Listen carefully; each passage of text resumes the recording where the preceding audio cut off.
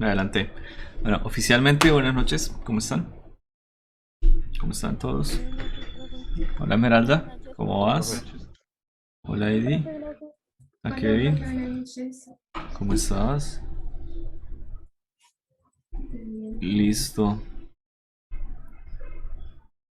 Juan, Giovanni, pinta de ejercicio. Juan Esteban, la misma pinta de ejercicio de siempre. ¿Qué más, Lauren? Nicole. Nos falta Daniel, Andrés y ya estamos todos los que vienen a clase. Andrés, tu camarita. ¿Eres estudiante nuevo? Bueno, ¿alguno de ustedes es estudiante nuevo?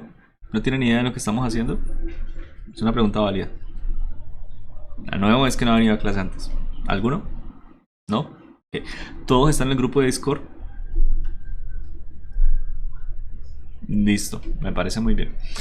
Ok, el día de hoy vamos a analizar el trabajo como, digamos, deberíamos, pero vale la pena comenzar un trabajo un poquito más tradicional en la primera semana, sobre todo la parte de vectores. Se aprovecha bastante bien hacer un curso tradicional, pues como para ese repaso y ese tema. Eh, la metodología que nosotros vamos a usar, ya les había comentado, es que vamos a solucionar unas preguntas o unos ejercicios en el cual utilizamos el tema que usted ya estudió en el video. ¿De acuerdo? El video normalmente es bastante cortico y el video que nos tocaba esta vez es el video de posición, de desplazamiento, distancia recorrida, trayectoria, todos esos conceptos que tenemos por ahí por separado. Y aquí vamos a profundizarlo y afianzar esos conceptos. Entonces, respondamos las preguntas. ¿Qué opinan de esta primera? Si se tiene un movimiento en una línea recta con una posición inicial igual a cero, su posición final es igual al desplazamiento.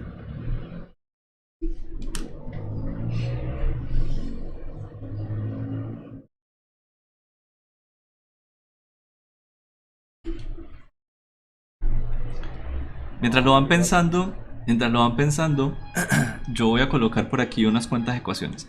Por ejemplo, nosotros utilizamos R como una letra vectorial para posición. Es bastante conocida, bastante utilizada. Y esa R puede llegar a tener componentes en cualquier eje cartesiano o de hecho en cualquier tipo de sistema de coordenado. Cuando yo le coloco aquí un sub 0, estoy notando dos cosas muy importantes. Primero, este sub 0 me nota que es una constante. Siempre que nosotros hablamos de un alfa sub 0, un b sub 0, un a sub 0, un h sub 0, cualquier cosa que tenga el sub 0, normalmente estamos hablando de que es constante. Es decir, no varía respecto al tiempo. No es una función. Es algo que es constante. Y lo único que sigue es describir ese vector en términos de sus componentes constantes. Por ejemplo, la componente en x. Pero también la noto como constante. ¿Qué es este x sub 0? No sé, el número 5. Es un valor, es un escalar. ¿De acuerdo? No es una función que cambia con respecto al tiempo. Y lo acompaño, por supuesto, de su dirección vectorial. Es decir, esa es la posición inicial en el eje x. Y así sucesivamente para las otras. Y sub 0 en el eje y. Z sub 0 en el eje Z. Es decir, con I, con J y con K. ¿Listo? Ese es el vector de posición inicial. Como lo hemos definido en el video, como les había quedado el concepto. Podemos mirar el valor de esa función en cualquier otro instante de tiempo, es decir, la posición de la partícula en cualquier punto. Y casi que cuando hablamos de cualquier punto, estamos hablando de en qué tiempo está. ¿Se tiene que notar con este paréntesis tiempo? No. Es opcional y de hecho pueden llegar a quedar un poquito grandes las ecuaciones. Así que normalmente simplemente se coloca R y X. Este X lo mismo, también me depende del tiempo. Es una función, puede ser, no sé, 3t al cuadrado más 5. Eso es una función que depende del tiempo. ¿Cómo lo notamos nosotros? Simplemente como X. Y esa función en X, que tiene variable temporal, es igual a X en dirección Y más Y en dirección J más Z en dirección K, donde R, X, Y y Z pueden o no depender del tiempo. Pueden llegar a ser otras funciones pequeñitas. Ahorita vamos a ver un ejemplo con valores donde podemos llegar a calcularlo. ¿Listo? Bueno, ya tenemos la posición. Listo. ¿Cómo hacemos para calcular el desplazamiento? Bueno, el desplazamiento, de manera general, es la posición posterior menos la posición anterior. Es decir, posición final menos inicial, dice la gente. Pero no tiene por qué ser la posición exactamente la final o exactamente la posición inicial. Puede ser cualquier par de posiciones. Lo que sí es que la que ocurra temporalmente después va primero, menos la posición que ocurra temporalmente antes. Eso lo podemos aclarar un poquito más acá en esta pregunta. Pero bueno, aquí entonces, ¿qué sería ese vector de desplazamiento? Posición en cualquier tiempo menos mi posición inicial. Aparte que me sirve muy bien para el ejercicio.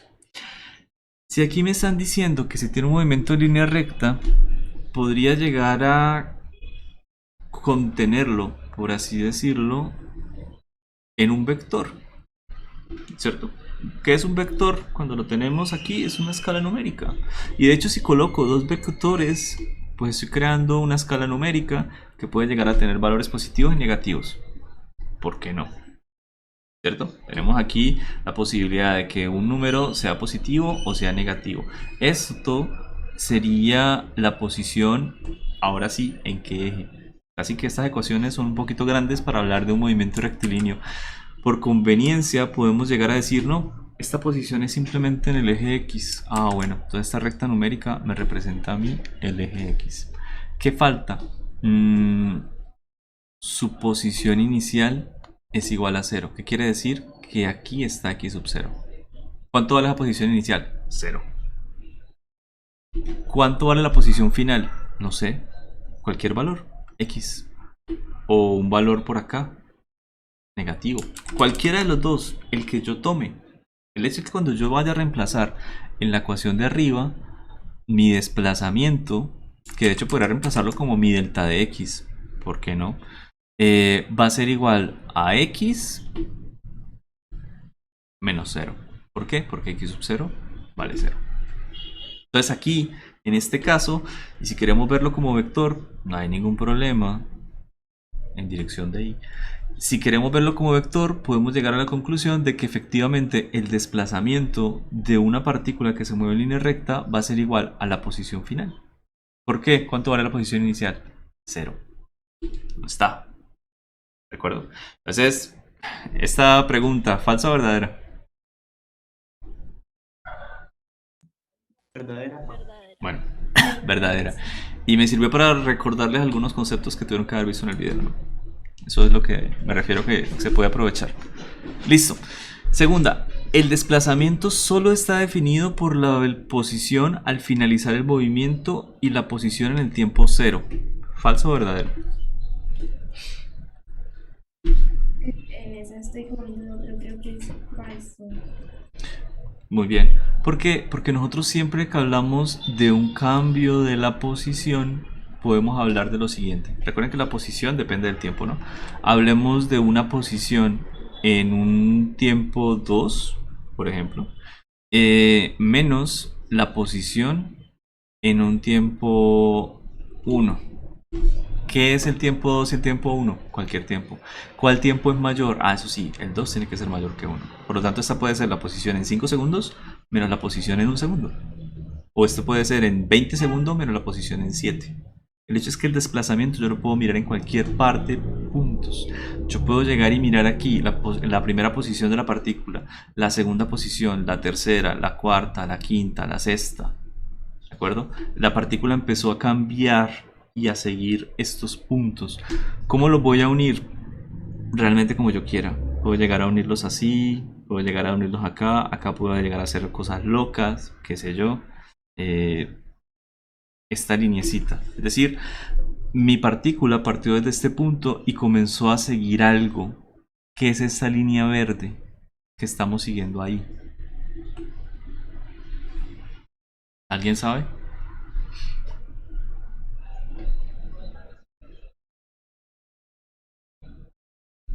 La trayectoria. Perfecto. Esa es la trayectoria que siguió la partícula. Así que mi desplazamiento, por supuesto, tuvo un orden temporal. Ella estaba acá, se movió acá, acá, acá, acá, acá. Puedo calcular el desplazamiento entre la posición inicial y la posición final. O lo puedo calcular entre la segunda posición y la cuarta. ¿Por qué no? Puedo calcular cualquier clase de desplazamiento. Y de hecho podemos responder esta última. La trayectoria y la distancia recorrida son el mismo concepto. Aquí ya tengo una trayectoria y tengo diferentes puntos. ¿Será que esta trayectoria es la misma distancia recorrida?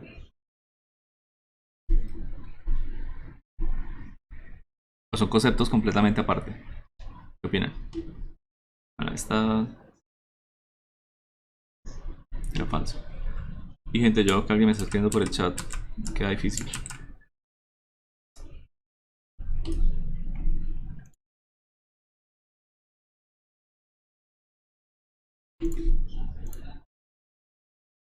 Kevin, al menos hable para todos.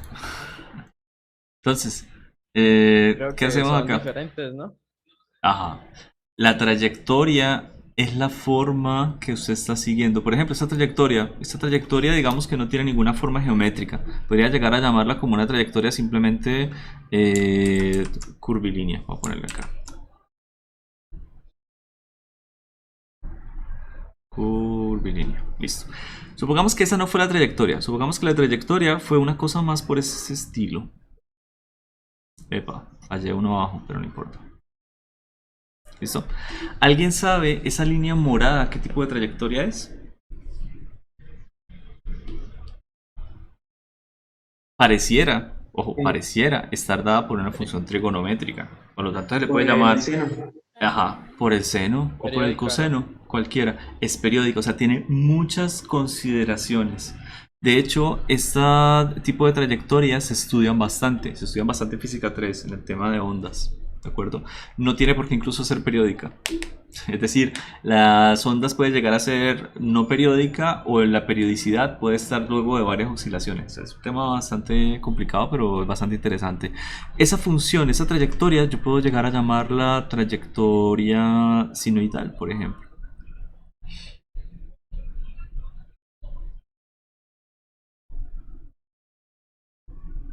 Pero bueno, ninguna de esas dos trayectorias es la distancia recorrida. ¿Qué es la distancia recorrida entonces? Es coger y sumar, o mejor dicho, lo pongo así. Tengo estos puntos por los cuales va a pasar la partícula.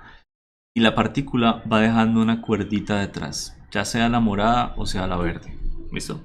Yo cojo esa cuerda, la estiro y la pongo contra una regla. Esa distancia medida, lo que me marque la regla, es decir, cuando yo estiro la cuerda verde, por ejemplo, podría ser que me desde una ubicación acá hasta una ubicación acá.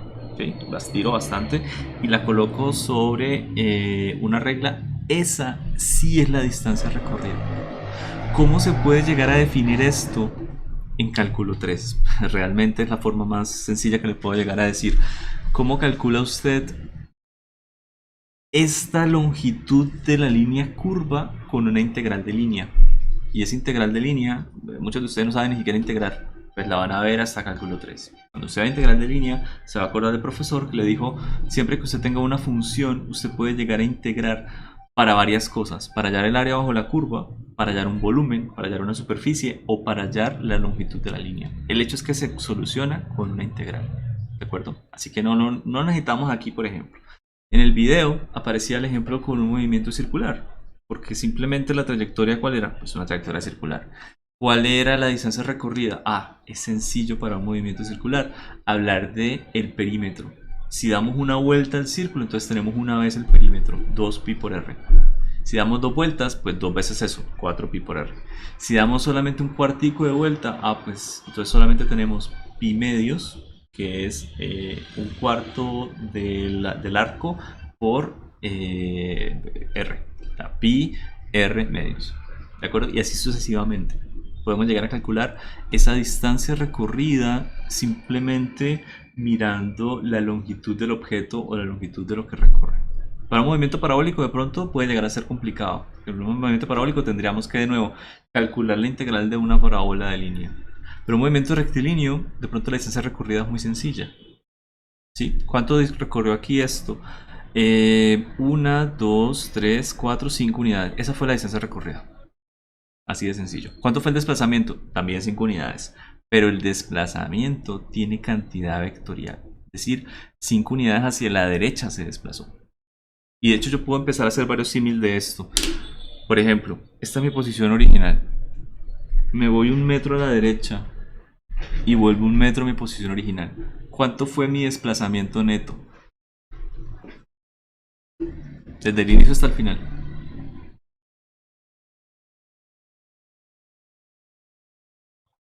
0.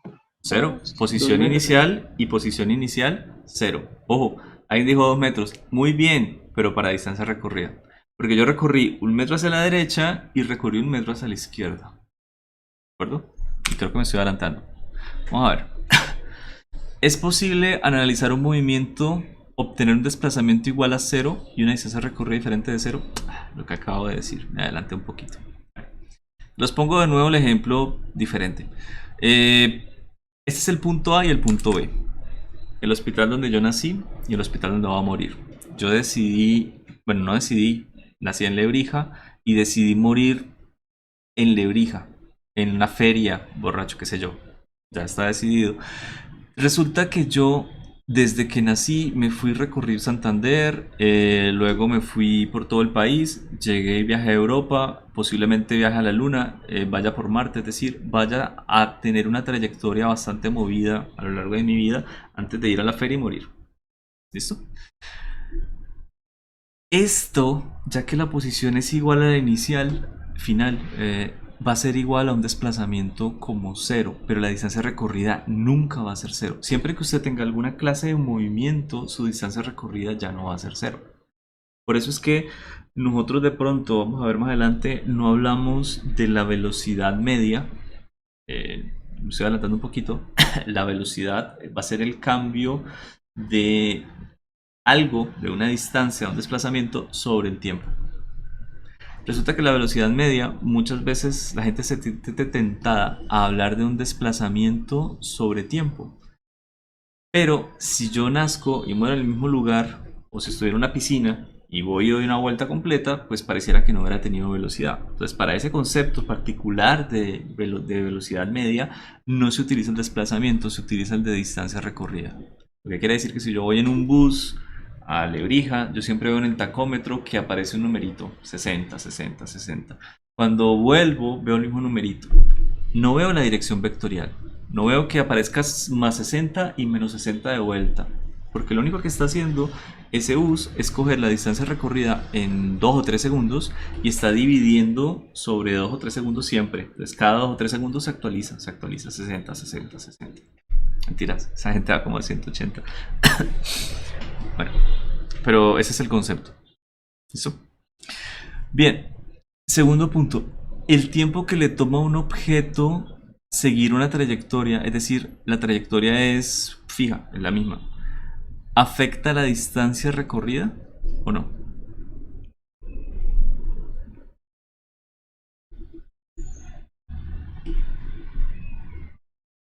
Elitza, creo que acabaste de llegar. Como temprano, ¿no? Madrugó. Profe, es que tuve un problemilla. ¿Quién está hablando? What? Eric, ¿Eric? ¿Usted acaba de llegar? Ah, yo pensé que era Elitza que acaba de llegar. Yo estoy de la culpa a otro. Y Daniel también como que acaba de llegar. No tiene ni la cámara. Bueno, entonces, cuéntenme. ¿El tiempo que le toma a un objeto seguir una trayectoria afecta la distancia recorrida o no? ¿No? Para nada. Pero Yo puedo hacer esta trayectoria, puedo recorrer esta distancia en 2 días o en toda una vida. No se sabe. ¿De acuerdo? El concepto, eso sí, de distancia recorrida y tiempo, como les dije, tiene que ver mucho con la velocidad. O sea, es un concepto que vamos a mirar más adelante. ¿De acuerdo? Bueno. Creo que no las estamos marcando. ¿Es posible? Bueno, esta sí. Esta no. Y esta era falsa. Listo. Tercero. De todas las posibles trayectorias, ¿cuáles vamos a analizar nosotros con mayor detalle en Física 1 y por qué son de mayor importancia? Ustedes vieron por ahí el videito. ¿Cuál es la más básica de todas? Por la cual vamos a empezar.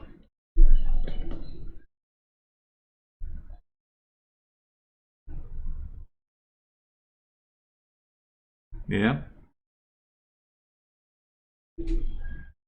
Bueno, resulta que con nosotros podemos llegar a tener un movimiento en línea recta y es el más elemental de todos, ¿de acuerdo? El movimiento rectilíneo. Ojo, ese movimiento rectilíneo se puede dar de dos formas: a velocidad constante, que es cuando tenemos aceleración igual a cero, o aceleración constante, cuando la velocidad es diferente de cero, pero tampoco es una función. ¿Y se pueden tener más? Sí, la naturaleza lo permite. Pero resulta que en el mundo que nosotros vivimos, en el mundo newtoniano, macro, grande, qué sé yo, muchos cuerpos se comportan de esa manera. O tienen aceleración constante o no tienen aceleración. Pero si nos vamos al átomo, al núcleo, resulta que esa aceleración tiene un término como a la 4. Entonces analizar eso ya pues, es una física más especializada. Las galaxias también.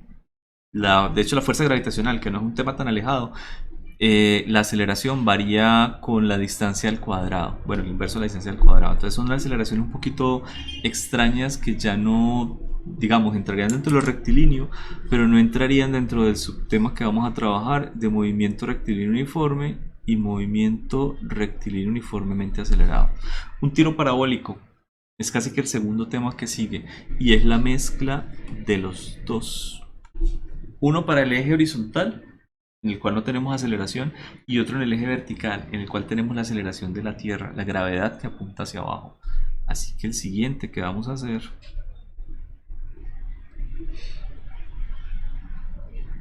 es uno parabólico. ¿Listo? Y finalmente nos vamos a confinar en el movimiento que tienen las ruedas de los carros, los motores, los engranajes de un reloj mecánico, cualquier cantidad de cosas, y nos interesa mucho esa relación entre sus velocidades angulares, aceleración angular y posición angular. Es decir, posición, velocidad, aceleración lo vamos a volver a ver, pero con la palabra angular por ahí metido, y ese movimiento se llama movimiento circular.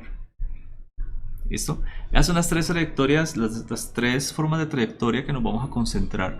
Por supuesto, exceptuando la primera, o bueno, sí, curvilínea, línea, por así decirlo, son trayectorias curvilíneas.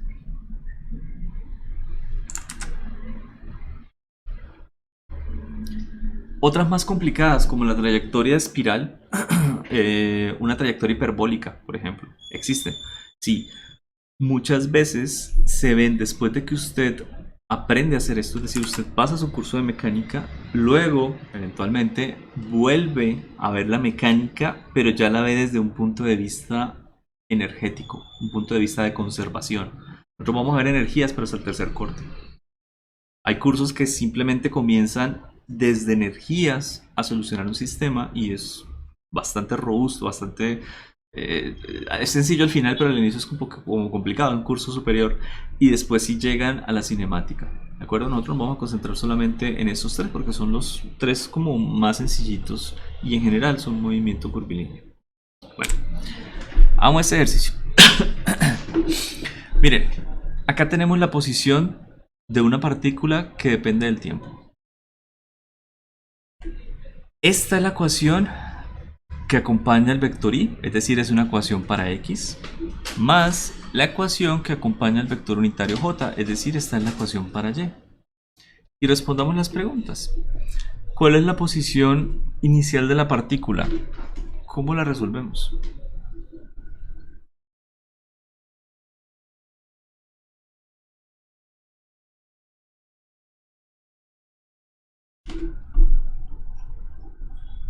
¿Alguno tiene una idea? Cuando el tiempo es cero. Exacto. De hecho, la notación me ayuda bastante. Porque si yo digo que voy a hallar r sub 0, es lo mismo que decir que voy a hallar la función r evaluada en el tiempo 0. O sea, eso es lo mismo, ¿no? ¿Y qué me va a dar ese r sub 0? Una constante. ¿Será? Sí, claro. ¿Qué pasa cuando yo multiplico acá 2 por 0? Bueno, 0. ¿Qué me queda? Menos 5 en i. Ah, listo. Parece que la ubicación en i es constante. Al menos ya no depende del tiempo. Más, esto también se me cancela. 3 por 0 cuadrado. Bueno, no importa. Más 5 en j. Más 5 en j. Constante y constante. Efectivamente, esta es la posición inicial. ¿Listo? Para eso sirve la teoría. facilita también la vida, facilita un poquito los ejercicios.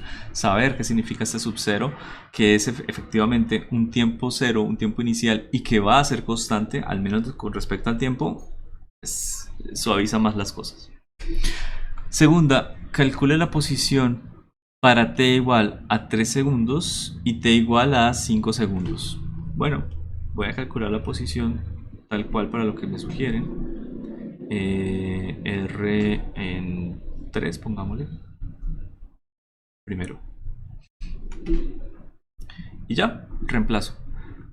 2 por menos 5.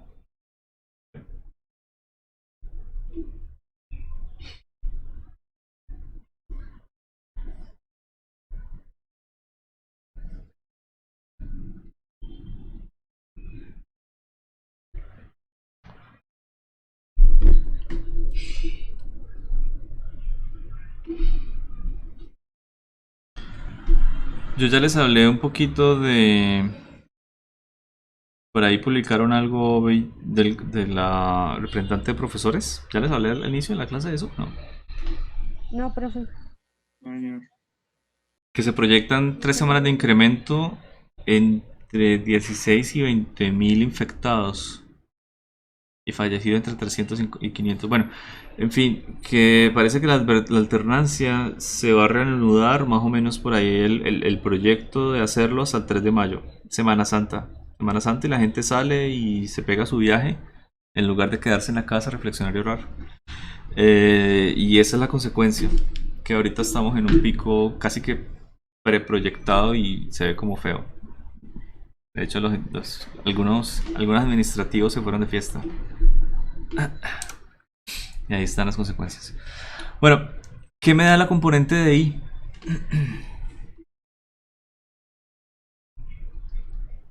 1. 1, ¿cierto? 6 menos 5. Perfecto. 1. Vamos a colocar aquí 1i.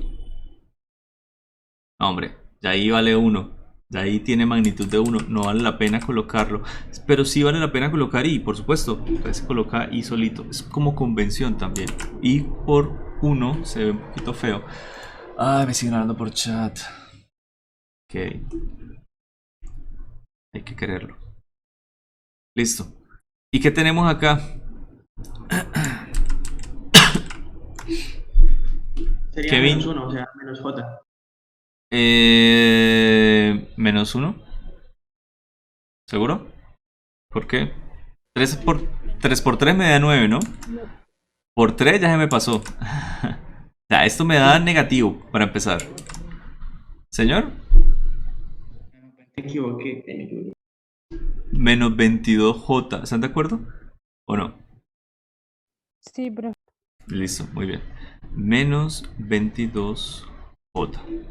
Listo. Esa sería mi posición en 3 segundos. Vamos a ver qué sería la posición en 5 segundos. Háganlo mentalmente, yo no creo que valga la pena ya escribirlo. Simplemente aquí tenemos 2 por 5, 10 menos 5. Entonces, de ahí creo que podemos estar de acuerdo que me da 5J, ¿cierto? Perdón, 5i. 5i. 5i, ya, no me pegué. Listo. Acá, 5 al cuadrado, 25. Por 3, 75. Menos 75 más 5. Creo que da menos 70. ¿Todos de acuerdo?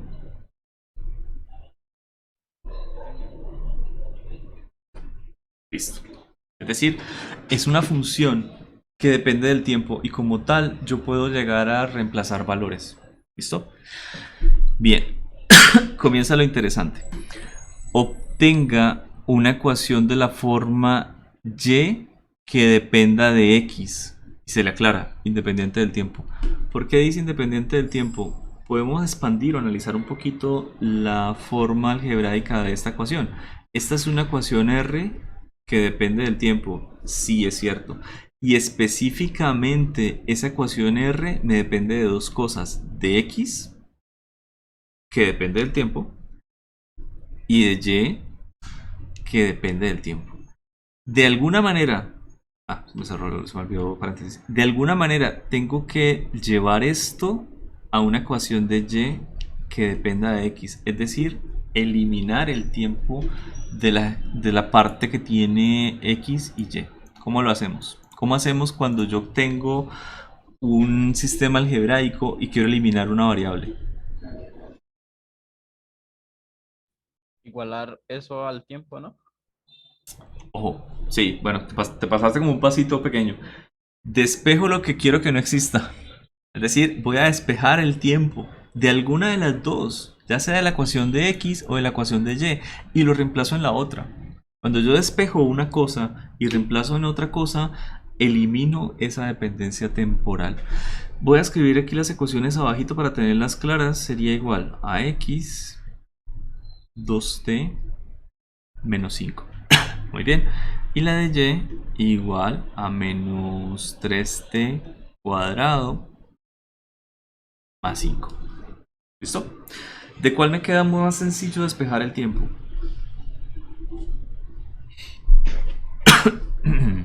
De la de x. Me parece como un poquito más fácil, ¿no? Entonces, listo. Voy a mandar este menos 5 a acompañar a la x. Es decir, me va a quedar igual 2t solito. Y al otro lado me queda x más 5. X más 5. Y ya tengo el tiempo. El tiempo es igual a x más 5 sobre 2. Listo. Lo puedo ahora sí reemplazar en mi ecuación de y. Ya tengo aquí el tiempo, lo puedo llegar y meter acá en esto. ¿Listo? Entonces me quedaría y igual a menos 3. Pongámoslo así. Más el tiempo, ya está despejado. Perdón, por el tiempo ya está despejado. Al cuadrado más 5. ¿Listo? ¿Me siguen hasta ahí? Que me toca dar vuelta de página.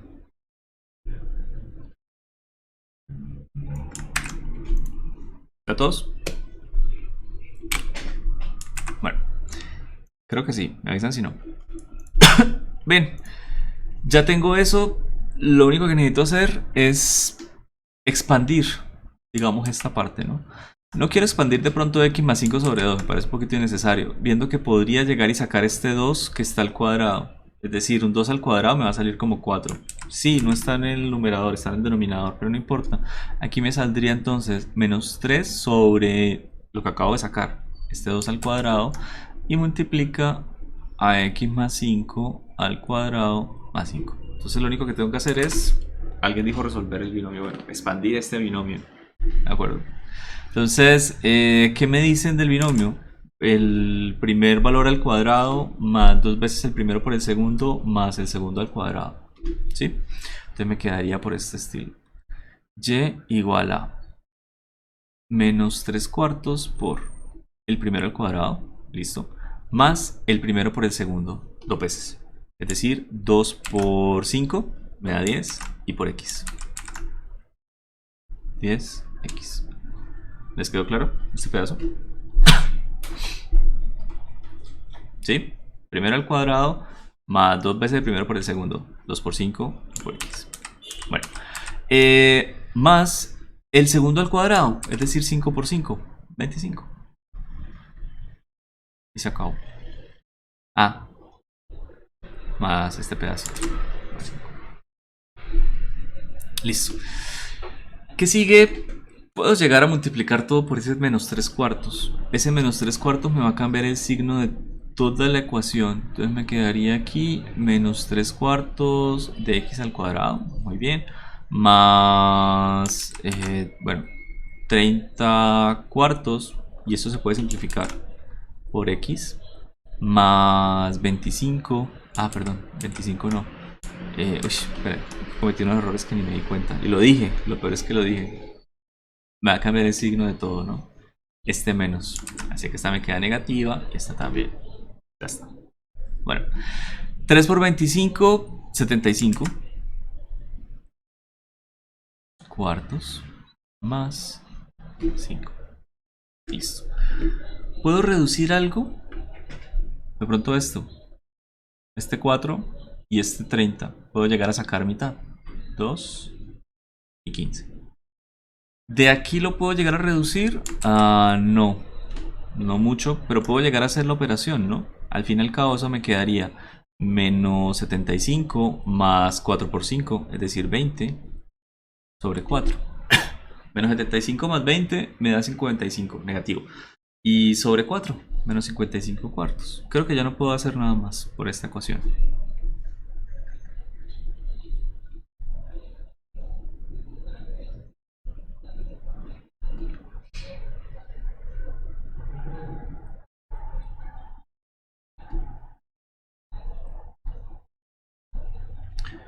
$55 no, nada más.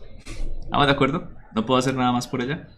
Bueno, esta, ojo, esta que tenemos aquí es una ecuación de trayectoria. ¿Por qué de trayectoria? Porque yo puedo llegar a dibujarla en un plano cartesiano, en un eje cartesiano. ¿Me depende del tiempo? No. Quiere decir que no es una ecuación que yo pueda llegar a sacar velocidad, por ejemplo. De esta, les anticipo, yo puedo llegar a sacar velocidad. Puedo llegar a sacar aceleración. Puedo llegar a sacar la ecuación para desplazamiento. Puedo llegar a sacar cualquier cosa de cinemática. Esta ecuación solo nos sirve para una cosa, para dibujarla. Entonces vamos a dibujarla. ¿Listo? De hecho aquí lo que me dice. Grafique la trayectoria, recomiendo utilizar Wolfram Alpha. Bueno, yo iba a utilizar Wolfram Alpha. Lo utilicé, de hecho, con el otro grupo. Y un muchacho me dijo, profe, utilice GeoGebra. Y bueno, se hizo. Entonces hagámoslo acá también. ¿Listo? Aquí voy a buscar esa es la webcam. Bueno, GeoGebra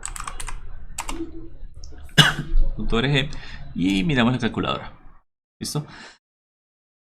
Mentalmente me serviría que ustedes le echen una ojeadita a esta ecuación y al menos verifique que lo que yo vaya a meter está ligeramente correcto, porque quiero introducirla en GeoGebra, ¿no? Entonces, vale, voy allá y ahí revisamos. Entonces me quedaría lo siguiente.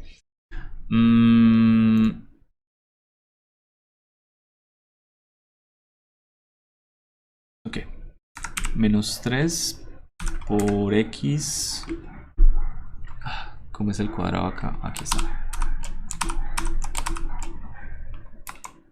Qué cosa más fea.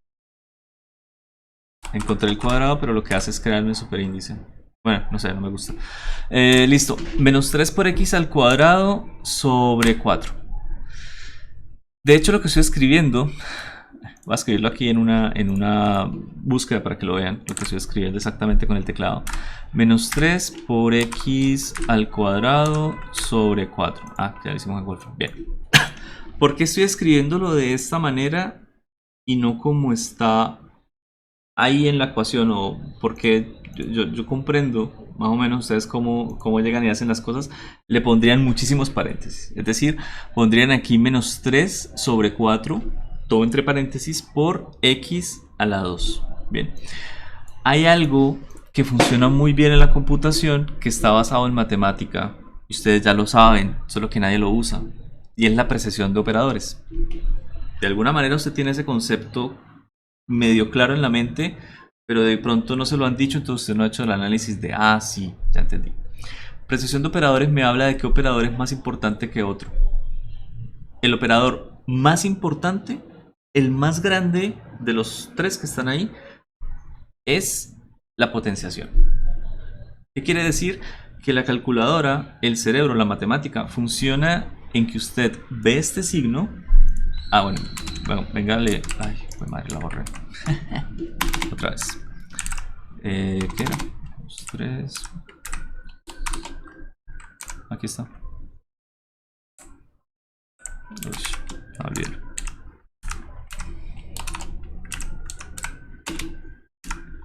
Menos 15 por X sobre 2.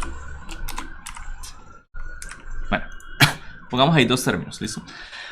Usted ve estos términos y lo primero que va a resolver usted, lo primero que va a resolver el computador, lo primero que va a resolver una calculadora es esta potencia. ¿Por qué? Porque la potencia está arriba en la lista de los operadores como un rey. ¿Qué pasa si usted tiene X al cuadrado? Es lo primero que va a hacer. ¿Qué pasa si tiene raíz de X? Es lo primero que va a hacer. ¿Por qué? Porque raíz de x no es otra cosa sino x a la 1/2. ¿Lo sabían? La potencia de un número, la raíz, mejor dicho, raíz quinta, raíz sexta, raíz octava, es simplemente 1 a la 3, 1 a la 5, 1 a la 8. ¿Qué es 2 elevado a la 5 y raíz octava? Pues 2 a la 5 octavos. Es así de sencillo. Quiere decir que para él la potenciación o la radicación, sin importar la base, es igual. Así que va a resolver primero esto. ¿Qué sigue después? La multiplicación o la división. También da igual. ¿Qué es una división? Es multiplicar por el número inverso. Es decir, yo puedo dividir por 4, sí, o puedo multiplicar por un cuarto. ¿Cuál es la diferencia? Ninguna. ¿Y qué sigue después? La suma y la resta. ¿Qué es la resta? La suma de un número positivo con el otro número en su valor negativo. Entonces aquí tendremos que él va a resolver primero x a la 2. No importa que este 2 esté dividido por el 4. Va a resolver primero x a la 2. De hecho, si yo quiero resolver aquí, colocar una potencia que sea fraccionaria, necesitaría colocarle ahí sí un paréntesis, el primer paréntesis. ¿De acuerdo? Entonces me va a resolver x a la 2 y luego lo va a dividir sobre 4, no importa, o lo va a multiplicar por 3. De hecho, no importa el orden. Y finalmente le va a asignar el signo. Ese término es negativo. Luego de que lo resuelva, va a hacer la resta con esto. 15 por x o x sobre 2 por 15. No importa, va a dar igual. ¿Coloqué paréntesis? No. ¿Qué he visto que ustedes hacen? Esto. Corríganme si me equivoco.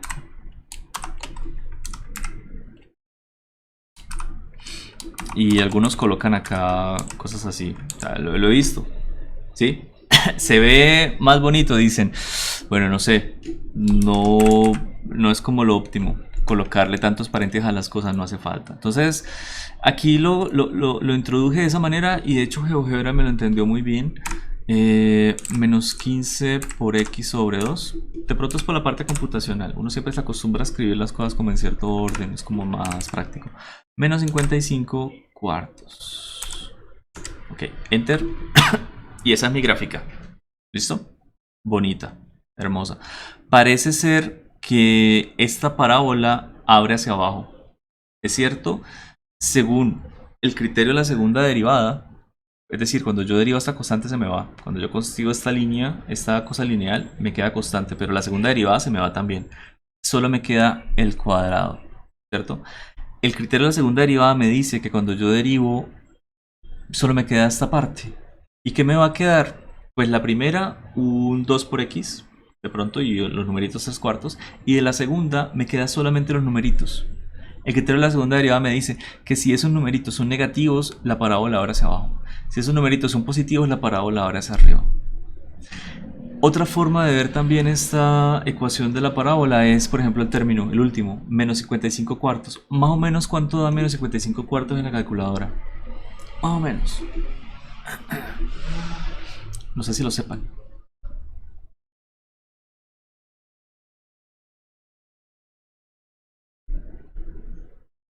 Menos 13.75. Menos 13.75. Ok, y ese valor debe ser el punto de corte con el eje vertical. Es decir, con el eje Y, menos 13.75 debería estar por acá. Está. ¿Listo? Ahí está. Ese es el punto de corte. ¿Qué otra cosa podemos analizar? Este valor, el menos 15 medios, de hecho ese menos 15 medios en física casi que representa la tangente del ángulo, la tangente de teta. Es decir, si yo cojo aquí y dibujo como un vectorcito de salida, eso me representaría la tangente de ese ángulo. Bueno, ¿qué me dice a mí los matemáticos que representa? Eso representa qué tan ancha, es decir, qué tan aplanada es esa parábola o qué tan aguda, ¿no? Y esta se ve como bastante agudita, se ve como muy delgada, por así decirlo. Y esos son los tres términos que tiene la parábola. Puedo sacar mucha información solo con los tres términos. Y de hecho esos tres términos, ese análisis que acabamos de hacer, nos van a servir cuando damos el movimiento parabólico. Voy a ocultar esa parábola y a mi Wolfram me permite hacer otra clase de gráfica. Me permite coger esta ecuación, me la voy a llevar Wolfram, perdón, estoy pensando en Wolfram, GeoGebra. Ahí están viendo el tablero. Que tapé mi pantalla. Creo que sí. Bueno. Sí, señor. Listo. Me puedo llevar esa ecuación que tengo ahí y meterla también en GeoGebra. Es decir, le puedo decir, hey, x es igual a 2t menos 5 y y es igual a menos 3t cuadrado más 5. Él no la recibe como de manera tan transparente. Realmente, para que él la reciba, tengo que meterle entre paréntesis los valores. No tengo que aclarar que es x o y. Es decir, puedo llegar aquí a meter 2 por t menos 5, coma, y la segunda parte de la ecuación paramétrica. Menos 3 por t a la 2 más 5. Listo. Y esta es la ecuación con la ecuación paramétrica. Puedo llegar a ser visible ahora sí la ecuación verde. Son exactamente la misma. ¿Para qué me sirve la ecuación roja? Bueno, la ecuación paramétrica me permite a mí calcular de nuevo velocidad, aceleración, me permite a mí calcular la cinemática completa. La ecuación verde es sola y únicamente la trayectoria de la parábola, de la partícula. No podemos hacer más con ella. Y como tal, de esa ecuación solamente podemos analizar cosas geométricas. Por ejemplo, aquí hay una preguntita pequeña de en qué puntos la trayectoria tiene un mínimo en el eje y un máximo. Miremoslo también. En qué punto la trayectoria tiene un máximo en el eje X y un mínimo. Es decir, miremos los mínimos horizontales y verticales de esta función. ¿Qué valor mínimo puede llegar a tomar en X? ¿Cuál es el valor más pequeñito que yo le puedo llegar a meter a esta función y que ella sigue trabajando, por así decirlo? X, ¿qué valor tan pequeño puede llegar a tomar?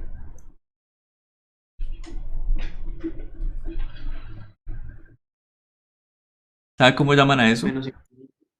Exacto, eso lo llaman el dominio de la función. Es decir, los valores de X que están permitidos para no obtener una determinación matemática. Y esta función es una parábola que abre de hecho en dirección de menos X, de menos Y, perdón. Quiere decir que yo le puedo llegar a predecir que si me voy a menos infinito, por allá va a tener valores. Muy abajo, pero los va a tener. Y si me voy a más infinito, también. Es una función infinita para el eje X. ¿Qué pasa con el eje Y? Si me voy para abajo voy a encontrar parábola, es cierto. Pero hay un valor que no voy a encontrar. O valores por encima al menos de ese valor. Parece ser que por encima de 5 no hay absolutamente nada. ¿Qué es 5 entonces? Máximo. El máximo de la parábola. Es decir, una función de y que si yo llego y miro la pendiente, por ejemplo, aquí tendré una pendiente positiva, aquí se está haciendo más pequeña, y si llego y miro el punto de pendiente de este pedacito, ¿cuánto vale la pendiente ahí? 0, ¿cierto? Eso de buscarle la pendiente a una figura geométrica, perdón, a una gráfica, e igualarla a 0, estoy buscando este punto, porque este es el único punto, de hecho, para la parábola en el cual encuentro la pendiente que es totalmente horizontal, es decir, una pendiente que es 0. Cuando yo encuentro eso, la derivada de este valor y lo igualo a 0, hallo el máximo o el mínimo, no lo sé. La segunda derivada es la que me dice si es mínimo o máximo. La primera me dice cuál es el valor. Bueno, alcanzamos a hacerlo de pronto. Nos queda poquito tiempo, pero bueno, ahorita no hay más clase. No sé si se quieran ir, se pueden ir, no hay ningún problema. Bien, voy a coger esta función entonces y voy a derivarla.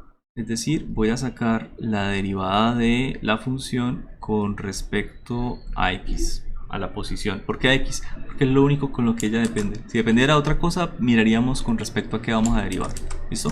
Pero si solo me depende de x, pues aquí tendríamos menos 3 cuartos por la derivada de x al cuadrado. ¿Cuánto es la derivada de x al cuadrado? 2x, ¿no? 2x. Listo. 2x menos 15 medios por la derivada de x. 1. Derivada de x con respecto a x. 1. Y esta es la derivada de una constante. 0. Listo. Igualo esto a 0. Al fin y al cabo esa es la condición que a mí me enseñan en álgebra. Hey, estamos buscando ahí el valor del punto máximo o mínimo. Entonces, sí. Y ya. Despejamos. Voy a despejar aquí este 3 medios. Al fin y al cabo yo puedo cancelar esto. De X, lo mandé para el otro lado. Igual a 15 medios. ¿Listo?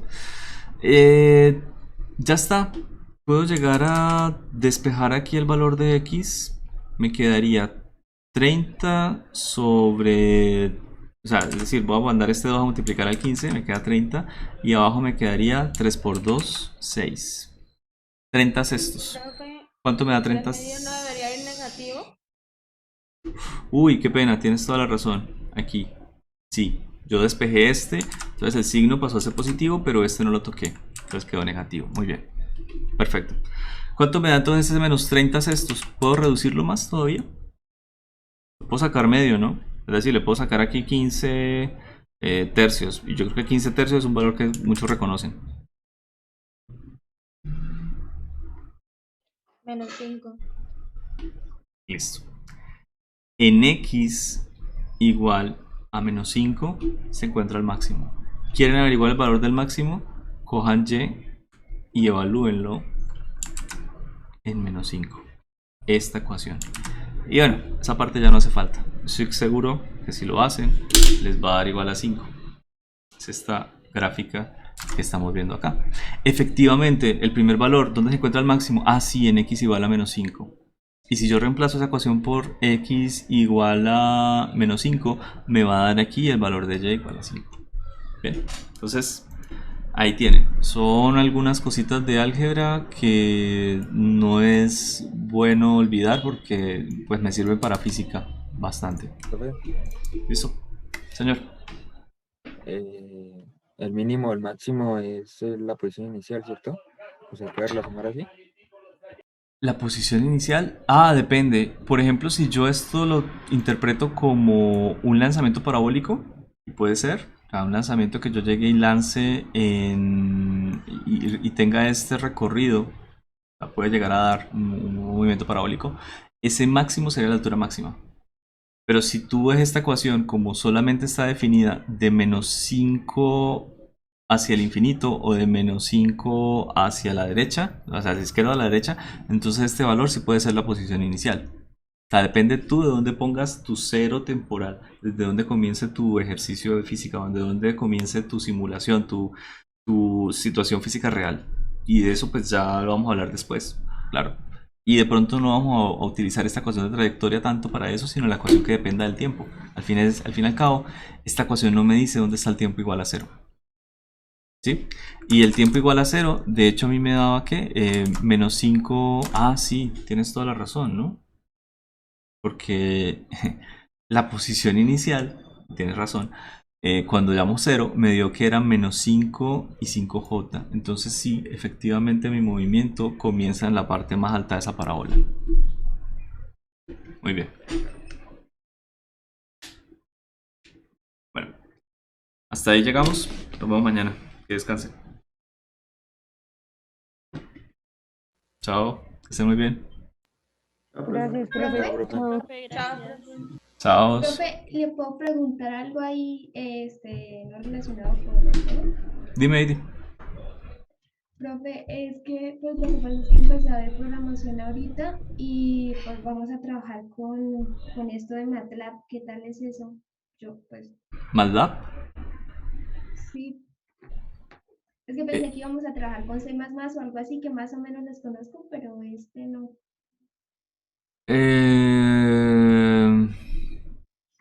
MATLAB maneja mucho algo llamado pseudocódigo. Es decir, las palabras en inglés que utiliza MATLAB son bastante similares a las palabras que tú utilizas para escribir en un código, ¿sí? Entonces, casi que tú escribes la palabra grafíqueme, plot, defina, y él define una función. No mentiras, en MATLAB no es define, es function. O sea, tu función Y que recibe tal cosa, no sé qué. Es bastante sencillo de funcionar, de hacerlo manejar. No te recomiendo igual, ¿tú qué estudias? Esto, eléctrica. Eléctrica. Vale, vas a tener una cosa que te va a molestar de pronto de MATLAB y que molesta a mucha gente, y es que tú ya viste álgebra, ¿no? Todas las sumatorias en álgebra comienzan en 0. Y la mayoría de series que tú vas a buscar, por ejemplo, si vas a resolver un sistema, tu dato inicial es el dato cero. Nuestro tiempo, por ejemplo, inicial es el tiempo cero. O sea, siempre la notación de cero como valor inicial es muy, pero muy provechosa. MATLAB no. MATLAB, tu valor inicial para una sumatoria, para cualquier cosa, para cualquier rango de números, es 1. ¿Por qué? No sé, pero es re fastidioso. Entonces la notación matemática no es transparente con la de MATLAB. Pero la facilidad de uso y eso, pues sí. Es un programa basado en Java, entonces es bastante pesado la parte de gráfica. No es muy eficiente. No te va a correr las cosas de MATLAB tan rápidas como si lo hicieras el código en C o C++, pero tu tiempo de desarrollo es apenas una cuarta, quinta parte. Entonces ahí te vas a entretener. Vale. No, las Apple no las subí. Justamente eso le dije al otro grupo. Ya las subo. Se me olvidó por completo subirlas ayer. Entonces las subo ahorita. Bueno, gente. Los abandono. Chao. Que estén muy bien.